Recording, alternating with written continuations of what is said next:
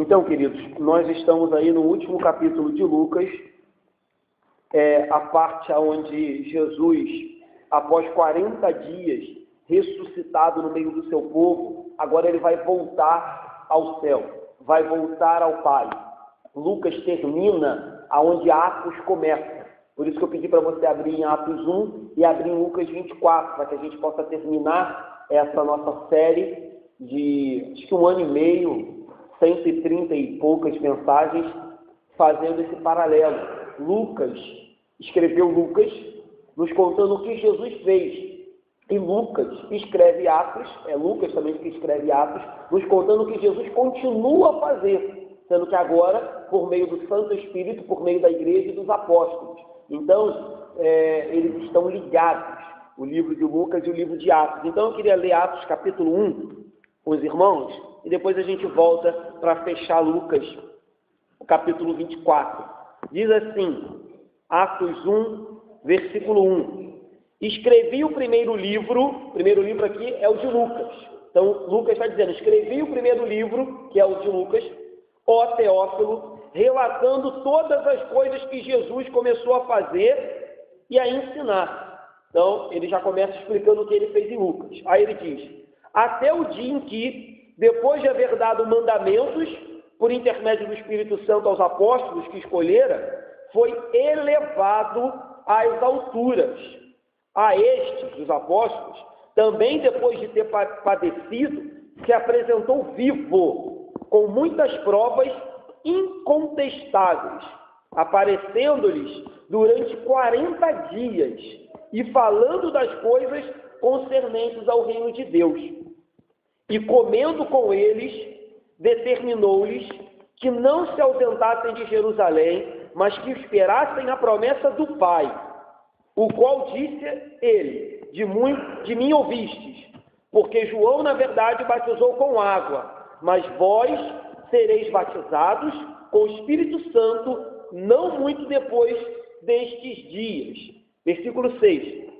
Então, os que estavam reunidos lhe perguntaram, Senhor, será este o tempo em que restaures o reino a Israel? Respondeu-lhes, não vos compete conhecer tempos ou épocas que o Pai reservou pela sua exclusiva autoridade, mas recebereis poder ao descer sobre vós o Espírito Santo, e sereis minhas testemunhas, tanto em Jerusalém, como em toda a Judéia e Samaria, e até os confins da terra. Ditas estas palavras, foi Jesus elevado às alturas à vista deles, e uma nuvem o encobriu dos seus olhos. E estando eles com os olhos fitos no céu, enquanto Jesus subia, eis que 2 varões, vestidos de branco, ou anjos, se puseram ao lado deles e lhes disseram, varões galileus, por que estáis olhando para as alturas? Este Jesus, que dentre vós foi assunto ao céu, virá do modo como vistes subir. Então, voltaram para Jerusalém, do monte chamado Olival, que dista daquela cidade, tanto como a jornada de um sábado. Então, esse é o relato de Lucas em Atos. E agora a gente volta para Lucas, capítulo 24, para terminar esse trecho. O versículo 50 vai dizer assim, então, os levou para Betânia, e erguendo as mãos, os abençoou. Eu já disse aqui que Lucas ele é um pouco resumido. A gente olhou lá em Atos, que Lucas diz, olha, Jesus ficou 40 dias, apareceu em vários lugares, fez vários milagres, demonstrou provas incontestáveis de que ele estava ressuscitado, explicou muita coisa, pregou muita coisa, consertou muita coisa, repreendeu alguns erros dos discípulos, e agora Lucas nos mostra o dia final, o dia em que Jesus reúne seus discípulos em Betânia e ele ergue a mão e os abençoa. Então, como eu disse, é bem provável que Lucas é resumido, mas que nesse evento aqui, nesse encontro, Jesus tenha ficado um longo tempo com seus discípulos, conversando, orientando, aconselhando, fazendo promessas, fazendo-os lembrar de tudo aquilo que ele já havia pregado e fazendo com que eles se encorajassem para que em breve, quando recebessem a promessa do Espírito Santo, que a gente leu em Atos, derramado sobre a vida deles, eles fossem testemunhas valorosas, poderosas e eficazes para colocar em plano, ou melhor, colocar em sequência o plano de Deus de evangelização dos pecadores. Então Jesus os reúne em Betânia e ergue as mãos e os abençoa. E vale a pena parar aqui e dizer que esse abençoar de Jesus não é um mero voto. Quando nós abençoamos alguém, nós abençoamos com fé. Mas nós abençoamos esperando que Deus vai cumprir aquilo que nós desejamos. Então, quando eu estico a minha mão e digo, Deus te abençoe, meu irmão, Deus te abençoe, minha irmã, olha que a graça de Deus esteja sobre você.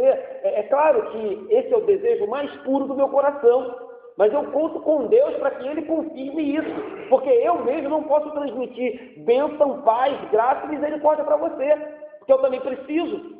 Então, sendo que nesse caso, quando Jesus estende a mão e abençoa, Ele está fazendo muito mais do que dizer, olha, eu espero que Deus te abençoe, olha, eu espero que dê tudo certo na sua vida, eu espero que você seja abençoado. Ele está comunicando paz dele. Quando Jesus abençoa, Ele está transferindo bênção. Quando Jesus abençoa, é diferente de mim e de você, que a gente ora ao Pai para que Ele abençoe aquela pessoa. Jesus não, Jesus Ele faz, Ele transmite, Ele comunica, Ele dá. Então, quando Jesus está abençoando os discípulos aqui, Ele está literalmente dando paz, gozo, confiança, tranquilidade, poder, consolo. Ele está dando de verdade. Então, por isso que a gente sempre diz, glórias a Deus que o véu se rasgou e hoje a gente pode ir direto ao Pai. Porque a gente vai direto na fonte, a gente não precisa mais de intermediário. É claro que, repito, as pessoas contam com o pastor da igreja, contam, mas hoje, se vocês contassem só comigo, vocês estariam perdidos. Mas como vocês têm acesso direto ao Pai, vocês sabem que Ele pode, muito mais do que eu, conceder infinitamente mais do que pedimos ou pensamos. Então Jesus os abençoa de forma muito especial e poderosa. É claro que não aconteceu aqui nenhum evento mágico, mas o que está acontecendo aqui é nada mais, nada menos, querido, daquilo que acontece no coração de todo pecador que tem um coração quebrantado e aberto para Deus. É isso que acontece. Cristo vem e nos abençoa. Cristo vem e nos dá a paz que excede todo entendimento. Cristo vem e nos dá a paz com Deus e a paz de Deus. De noite a gente vai falar sobre isso. Ele nos dá a paz de Deus e nos dá paz com Deus. Então, o que está acontecendo aqui é uma realidade na minha e na tua vida também. Contudo, depende da maneira como o nosso coração se apresenta para com aquele que está disposto não apenas a desejar paz, mas a conceder paz. Não apenas aquele que está desejoso de desejar uma bênção, mas dar uma bênção e fazer de nós uma bênção. É muito interessante que você vê durante toda a vida de Jesus, ele se preocupou em abençoar o próximo. Eu já falei isso aqui, ele nunca fez um milagre em benefício próprio, nunca fez. Ele nunca se defendeu literalmente. Algumas vezes ele dava uma resposta à altura daqueles que o acusavam, mas ele sempre se preocupou em usar de todo o seu ministério, toda a sua vida, todo o seu poder, toda a sua graça para ceder ao próximo. E ele fez isso durante toda a sua vida. Aí agora a gente está vendo aqui Jesus ir ao céu e ele também está fazendo isso, abençoando o povo. Agora, lendo a Bíblia e meditando um pouco, a gente lembra que Jesus, à destra do Pai, continua nos abençoando. E que quando Ele voltar, nós seremos eternamente abençoados. Ou seja, a vida de Jesus se resume em abençoar o seu povo. Seja quando Ele viveu aqui, seja quando Ele foi elevado aos céus, seja agora quando Ele está sentado à destra do Pai, seja quando Ele voltar. E aí eu me pergunto, queridos, diante de um Deus e de um Senhor tão abençoador, será que nós não deveríamos tentar ter mais bênçãos na vida do próximo? Diante de um Jesus que viveu para nos abençoar, morreu para nos abençoar, ressuscitou para nos abençoar, está à destra do Pai nos abençoando, voltará para nos abençoar. Será que nós não deveríamos olhar mais para Ele e tentar ter mais bênção na vida daqueles que estão ao nosso lado? Familiares, amigos, colegas de trabalho? Será que nós não deveríamos pensar qual é o nosso papel diante de um Senhor que nos ensinou, mesmo quando sofria, mesmo quando era traído, mesmo quando era crucificado, mesmo quando era escarnecido, mesmo quando era vendido, nos ensinou a abençoar? Será que nós não deveríamos repensar qual tem sido a nossa atitude para com aqueles que estão à nossa volta? Nós deveríamos ser, ou pelo menos tentar ser, pessoas que abençoam sempre. Eu sei que é difícil, e digo isso também para mim. Mas nós devemos todos os dias tentar ser canal de bênção na vida de alguém. Falei muito sobre isso aqui um tempo atrás, tem um tempo que eu não falo isso aqui na igreja. As bênçãos vêm sobre a nossa vida para nos abençoar, é fato. Mas as bênçãos vêm sobre a nossa vida para que a gente seja um canal da onde essas bênçãos fluam também para a vida de outros. Agora, se essas vidas têm caído sobre a nossa vida e parado na nossa vida, nós não estamos dando sequência naquilo que é a vontade de Deus. Então é bom ser abençoado. Louvado seja o nome de Deus por isso, que Ele continue a nos abençoar. Mas essa bênção tem que passar. Essa bênção tem que seguir. Essa bênção tem que fazer de nós ferramentas, instrumentos, vasos na mão do olheiro, para que outros sejam também alcançados. Às vezes, e eu concordo com isso, a gente critica muito o governo, e eu concordo. Mas às vezes, Deus quer usar a minha, a sua vida, para fazer aquilo que o governo não faz. Às vezes a gente critica muito alguma situação, mas às vezes Deus quer usar a minha, você. Às vezes Deus faz com que chegue ao seu conhecimento, às vezes Deus faz com que eu fique sabendo, com que você fique sabendo de alguma coisa, não só para a gente criticar. E eu não estou dizendo que você não pode criticar, você pode criticar. Você fica sabendo de alguma coisa errada, critique, dê o seu ponto de vista, dê a sua opinião. Eu não concordo com isso, isso é errado, isso é um absurdo. Mas talvez Deus esteja te mostrando aquilo, te revelando aquilo, para que você não apenas critique, mas para que você se pergunte: o que eu posso fazer? O que eu posso fazer para abençoar? Sei lá, vamos dar um exemplo. Fulano saiu de casa e deixou a mulher com os filhos sozinhos, passando necessidade. Que absurdo! Como é que um cara pode fazer isso? Verdade, você tem direito de fazer esse comentário. Mas depois você deve se perguntar: se Deus me permitiu saber disso e chegar a esse conhecimento, o que eu posso fazer para abençoar essa família? Porque ficar apenas revoltado, ficar apenas inconformado, e aí? Então, servimos a um Deus que nos abençoa 24 horas, mesmo quando a gente falha. Essa semana eu recebi uma mensagem e ela dizia: eu não sei porquê, mas Deus me abençoou. Porque Ele é bom, porque Ele é fiel, porque Ele é poderoso, porque Ele nos ama, porque Ele é Deus. Porque se dependesse da gente, a gente não abençoaria ninguém, só nós mesmos. Então nosso coração é assim, nosso coração é corrupto. Então, queridos, lembre-se disso. Pergunte-se como tem sido a sua vida para aqueles que estão à sua volta. Outra coisa, jamais encontraremos um amor tão bom, tão doce, tão grande, tão misericordioso como o de Jesus. Jamais encontraremos alguém tão disposto a nos amar como Jesus. E aí é ignorância recorrer a outras coisas. Se nós temos um Jesus que nos ama incondicionalmente, é bobagem, é perda de tempo recorrer a anjos, recorrer a santos, recorrer inclusive a Maria, recorrer a práticas mentirosas de algumas igrejas evangélicas, recorrer à compra de bênção. É ridículo isso, é perda de tempo, é bobagem.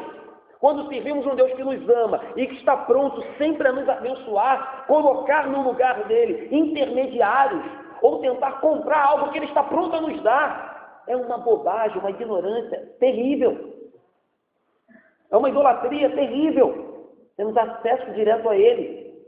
Temos bênçãos sem medidas disponíveis e a gente fica nessa bobagem de buscar intermediários, de buscar meios para comprar, alcançar ou merecer. Santidade, piedade, devoção é obrigação.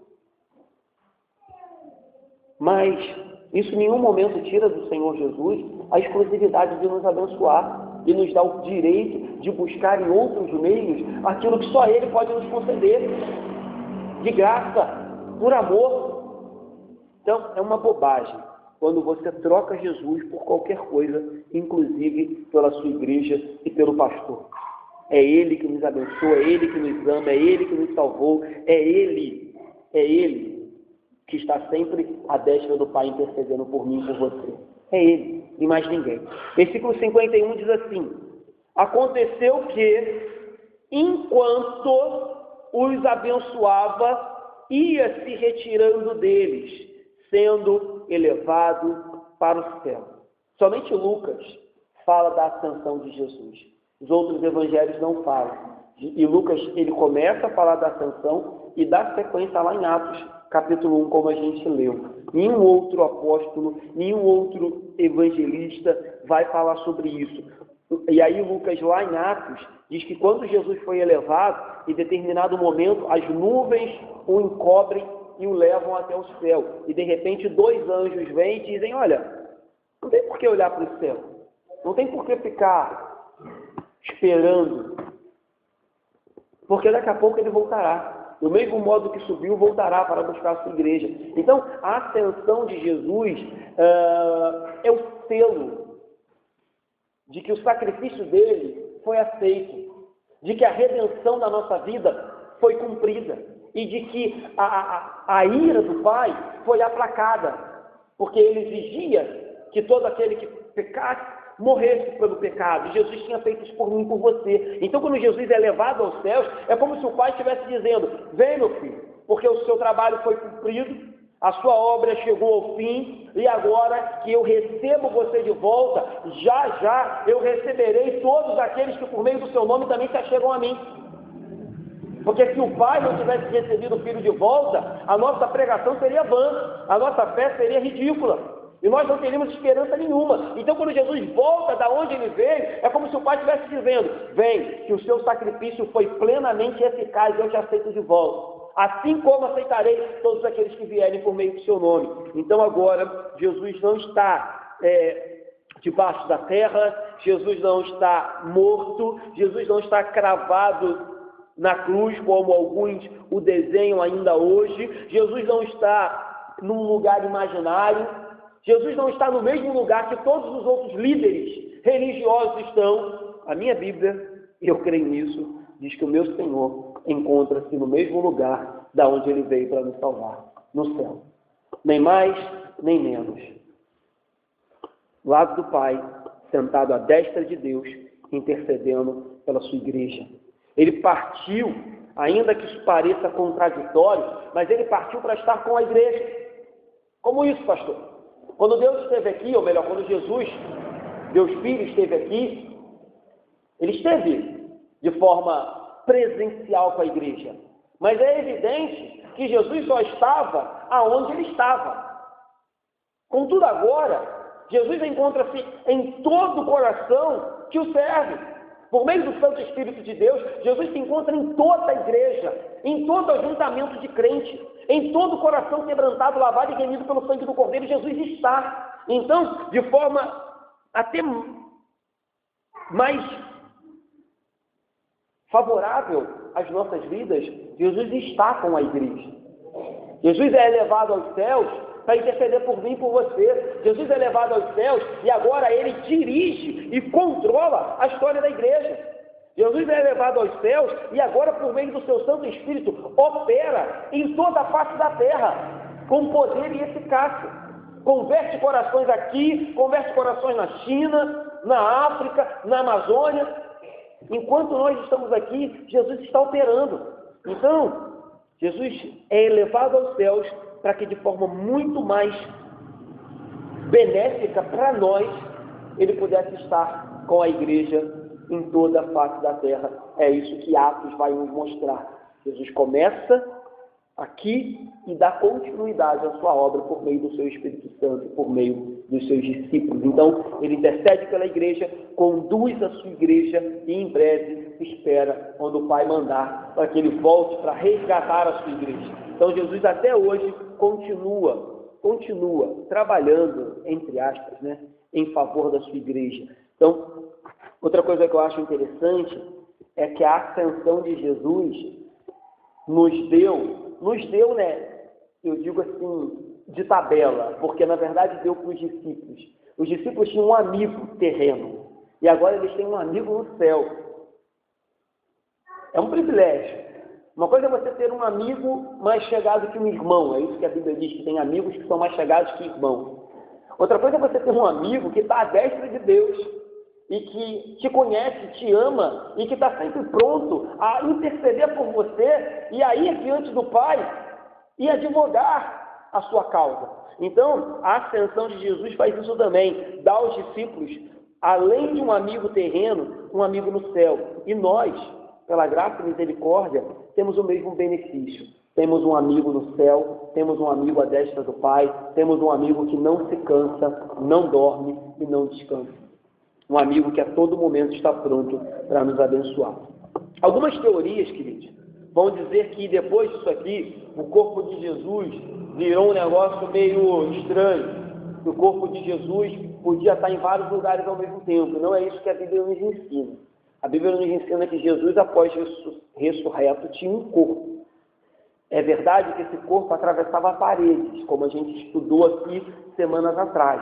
Mas em nenhum momento a Bíblia diz que esse mesmo corpo podia se multiplicar em 5, 6, 7 e estar em vários lugares. Não é isso que a Bíblia nos ensina. A Bíblia nos ensina que Jesus tinha um corpo, foi elevado aos céus com esse corpo e voltará com esse corpo. É claro que, como eu disse aqui, nesses 40 dias, Jesus podia sim aparecer hoje aqui em Andorinhas, amanhã no Estalar de Deus ele aparecer em São Gonçalo, em Caxias, contudo ele tinha um corpo. Então, o que eu estou querendo dizer é que Jesus não poderia estar ao mesmo tempo em Andorinhas e ao mesmo tempo em Caxias, porque ele tinha um corpo, mas era, pelo que a gente viu aqui, possível sim que Jesus estivesse aqui e daqui 2 minutos em outro estado, porque acontece isso quando a gente está lendo ali os discípulos de Emaús, eles levam horas para caminhar e sem perceber, Jesus aparece no meio deles.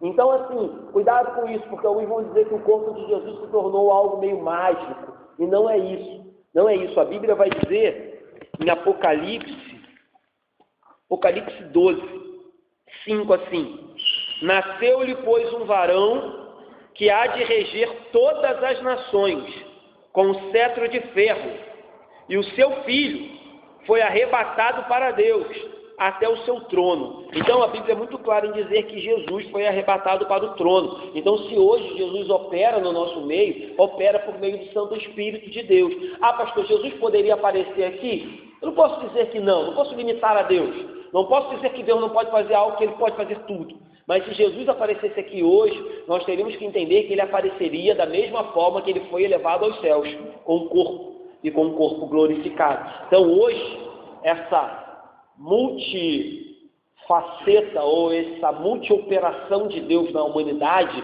em todos os lugares, se dá por meio do Espírito Santo, porque Ele é onipresente, está em todos os lugares. Mas o corpo de Cristo não é onipresente. O corpo de Cristo pode ir a todos os lugares, mas não como o Espírito Santo, que está em todos os lugares a todo momento. Outro texto, Romanos, capítulo 8, versículo 34, diz assim: quem os condenará? É Cristo Jesus que morreu? Ou antes, quem ressuscitou, o qual está à direita de Deus e também intercede por nós. Então ele está à direita de Deus. Se ele pode vir aqui, acredito que possa. Mas o lugar dele é à direita de Deus, à destra de Deus, ressuscitado, glorificado, no trono, no céu. Então, cuidado com isso. O que passa disso é bobagem. O que passa disso é especulação, que o corpo de Jesus se multiplica em 20, 30 e está em vários lugares. Não é isso. Até porque, se nós rejeitamos que o corpo de Jesus se transforma toda vez que a gente faz a ceia, que o pão vira corpo, que o suco de uva vira sangue, se a gente rejeita aquilo, entendendo que o corpo de Jesus está no céu e ponto, não fica toda hora sendo partido, virando carne e sangue, como a Igreja Católica defende, nós também devemos defender que o corpo de Jesus está no céu, é isso que a Bíblia diz, e não em 20, 30, divididos em vários lugares. Jesus tem um corpo apenas e ele está no céu. Vamos seguir? Versículo 52. Então, eles adorando, voltaram para Jerusalém tomados de grande júbilo. Então esses homens obedecem e voltam para Jerusalém. A gente leu em Atos, Jesus diz: fiquem em Jerusalém até que do alto vocês recebam o Espírito Santo. Então eles regressam. Só que o que nos chama a atenção é que eles regressam para esperar a promessa do Espírito Santo, adorando e com grande alegria, grande júbilo. E aí vem a pergunta: eles não deveriam estar tristes, tendo em vista que acabaram de, entre aspas, perder o seu Senhor, perder o seu amigo? E a resposta é evidentemente não. Eles entenderam, definitivamente, graças a Deus, eles entenderam que eles não perderam nada. Eles entenderam, lembra que a gente explicou isso aqui 2 vezes, tanto para os discípulos de Emaús, como no capítulo 24, versículo 45, que diz: então lhes abriu o entendimento para compreender as Escrituras. Então aqui, nesse momento, eles já estavam com o seu entendimento aberto. Eles já tinham entendido que eles não perderam nada. Pelo contrário, eles estavam ganhando. Que momentaneamente eles estavam sendo afastados de Jesus, mas eles os teriam eternamente no coração por meio do Espírito. E que quando ele voltasse, eles o teriam também eternamente na glória, eternamente com o Pai. Então, eles estão alegres. Finalmente, eles entenderam que deveriam estar felizes por tudo quanto aconteceu, porque se Jesus não tivesse morrido, repetimos, nós não poderíamos ir ao céu. Se Jesus não tivesse sido levado até a cruz, nós não poderíamos ter sido levados até o céu. Então, eles entendem. E aí, muitos motivos eles tinham para estar alegres. O fato de que o Espírito Santo viria, o fato de que agora eles tinham uma grande obra para dar continuidade, pregar o Evangelho a toda criatura, para que todo aquele que crê seja salvo, a promessa de que Jesus voltaria, não é isso que os anjos disseram em Atos capítulo 1, versículo 11? Esse Jesus que foi, vai voltar. Então agora, com o entendimento aberto, com os olhos abertos, com a mente mais clareada, eles estão alegres. Estão alegres, porque apesar das aflições, Romanos vai dizer que nada, nem altura, nem profundidade, nem porvir, nem criatura, nem potestade, nem principado poderá nos separar do amor de Deus. Agora eles entendiam isso. Então, aflições, perseguições, problemas, não se comparam àquela promessa que Jesus acabava de fazer para eles. Então, eles estão alegres, alegres sobremaneira, alegres porque viram aqueles que agora, há 2 dias atrás, 2 dias não, né? A gente está falando de 40 dias, isso já fazia 40 dias que Jesus estava ressuscitado. Eles estão vendo aquele que há 42 dias atrás, eles estavam desesperados, achando que morreu, que perdeu, que foi derrotado. Eles estão vendo o servo sofredor se transformar no leão da tribo de Judá. Eles estão vendo o cordeiro que foi morto e imolado se transformando no rei dos reis. Eles estão vendo aquele que foi zombado, esculachado, ridicularizado, ser elevado aos céus para ficar ao lado do Pai. Então isso é motivo de muita alegria. E aí, eu quero fazer um comentário, lembrando 2 discípulos, de quem eles eram e de quem nós somos, para dizer o seguinte: muitas vezes os discípulos duvidaram disso. Muitas e muitas vezes os discípulos falharam nisso que eles estão fazendo agora, adorar e se alegrar com o que acontece na vida deles e na vida de Jesus. Mas sabe por quê, queridos? Uma fé fraca e uma vida incoerente, uma vida hipócrita, vir no domingo na igreja e ter uma semana totalmente diferente, faz com que a gente não consiga ter a verdadeira alegria que vem de Deus. Faz com que a gente não consiga desfrutar da paz, do gozo, do conforto, do consolo que traz alegria, independente do que estejamos vivendo. Então, os discípulos, por muitas vezes, foram repreendidos e fracos em entender que tudo estava no controle de Deus, porque a fé deles era fraca e eles viviam uma vida incoerente. Escutavam uma coisa, mas viviam outra. E hoje, dentro da igreja evangélica brasileira, as 2 maiores razões para que o povo de Deus não tenha a alegria que excede todo entendimento, não tenha a paz que excede todo entendimento, não tenha o gozo que vem de Deus, não tenha o consolo que vem de Deus, não tenha a coragem que vem de Deus, não mantenha firme a sua esperança nas promessas de Deus, é uma fé fraca e uma vida incoerente. É isso. Vai encontrar alguém desesperado, fé fraca, tudo bem, não podemos generalizar, né, queridos? Existem pessoas que estão passando por momentos que a gente não pode generalizar. Mas tudo bem, mas no geral, Quando você encontra alguém que não crê nas promessas de Deus, que não tem a paz que excede todo entendimento, que não confia no consolo do seu Senhor, que não confia na volta de Jesus, que não confia na vida eterna que Ele nos prometeu, pode ter certeza. Ou é uma fé fraca, ou é uma vida incoerente. E quem tem vida incoerente não pode confiar. Vai confiar em quê? Se a sua vida é incoerente. Vai confiar em quê? Se você tem uma vida dupla. Vai confiar em quê? Se você anda em cima do mundo. E a qualquer momento você pode cair. Então, queridos, cuidado com isso. Ele nos chamou para ter a paz que excede todo entendimento. Ele nos chamou para ter uma alegria que supera todos os nossos problemas. Ele nos chamou para ter um consolo que vai muito além do consolo que a nossa família nos pode dar. Ele nos chamou para nos dar uma promessa que ninguém pode nos dar. Que Ele voltará para nos dar uma vida eterna. Então, compreendo e entendo que às vezes é muito difícil viver isso. Mas também compreendo que às vezes a gente colabora para não conseguir viver isso. Quando temos uma fé fraca e uma vida incoerente com os propósitos de Deus. Os discípulos aqui, depois de muito apanhar e de muito errar, conseguiram entender que Jesus, estando ali, estando na cruz, estando no sepulcro, estando no céu, seja lá onde Ele estivesse, Jesus era poderoso para caminhar com eles e para dar a eles a alegria e a paz que nada naquele mundo podia dar.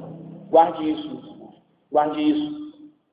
Eu sei que esse mundo é mau e cada dia que passa fica mais difícil para nós que somos cristãos viver aqui.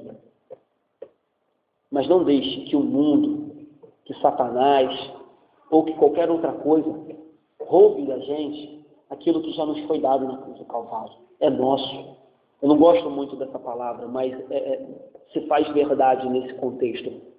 Tome posse daquilo que Deus já te deu. Não é dinheiro, não é propriedade, não é ser cabeça, ser honrado. Ele te deu a paz, Ele te deu salvação, Ele te deu alegria, Ele te deu o poder de ser chamado Filho de Deus. Nós que éramos inimigos. Tome posse disso. Tem tanta gente tomando posse de tanta bobagem. Tome posse disso. De que o mundo jamais poderá tirar de você aquilo que foi conquistado na cruz do Calvário. Jamais.